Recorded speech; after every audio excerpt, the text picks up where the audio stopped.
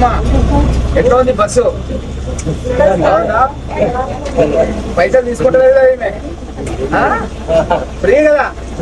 ఏమన్నా చూపెట్టమంటారా వీళ్ళు ఆధార్ కార్డు గిట్ట ఏమన్నా? ఎంతకి మన ఆయనమ్మ పోకలు అన్ని పెట్టుకుంటుండే కాసు అనేది ఇట్లా. ఓ ఇక చూపిస్తే ఏమన్నారు వాళ్ళు? ఏమన్నారు ఇక? పైసలు అయితే తీసుకోదా? ఓకే ఓకే ఓకే, ఇట్లా టికెట్ ఇస్తారా? Very good. అయితే ఇప్పుడు మన గవర్నమెంట్ వచ్చి 2.5 ఏళ్ళు అయింది కదా, ఎన్నిసార్లు ప్రయాణం చేసారు మీరు బస్సులో?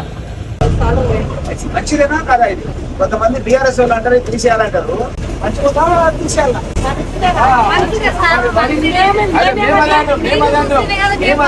మంచిది లేడీస్ అంతా బాగా వాడుకుంటున్నారు, అదేంటంటే ఏదో విధంగా బదనాం చేయాలని అన్ని అబద్ధాలు చెప్తున్నారు. కొంతమంది పిల్లలు హాస్టల్లో చదువుతున్నారు, అలా తల్లుల వయసులకు వస్తున్నారు, ఇంటికాడ చిన్న కూడా అయితే పోయి తీసుకుపోయి ఇచ్చేస్తున్నారు. ఎట్లా ఉంది చదువు అని కూడా అడుగుతున్నారు టీచర్లకు. మంచిదే కదా? అదే అదే అదే చూద్దాం మరి, మిమ్మల్ని కూడా అడుగుదామని. ఇల్లు రాలేదా? ఏం పేరు నీ పేరు? చెప్తాను, చంద్రభూపాల్ చెప్తా. చెప్పండి రామారెడ్డి సార్ చెప్పిస్తాను. ఇప్పుడు టికెట్ వెంకటమ్మ, దాసరి వెంకటమ్మ గీయాలని చెప్తాను. కొత్త రేషన్ కార్డు తీసుకున్నావా పిల్లల పేరు మీద?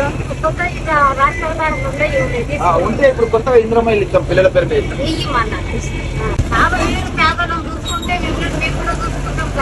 అదే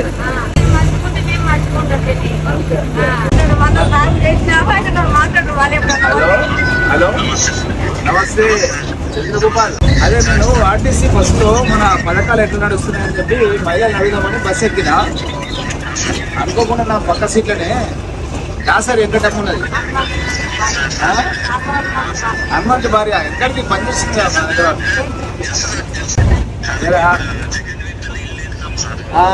అదే అడిగితే చెప్పినా ఇస్తాడని చెప్తే మళ్ళీ ఆమె బుగులు పడుతుంది, గొడవమన్నా అనుకోలేమంటే ఏమన్నా ఒకసారి మాట్లాడు, వెంకటమ్మతో మాట్లాడు. ఇస్తాను ఇల్లు ఇస్తాను.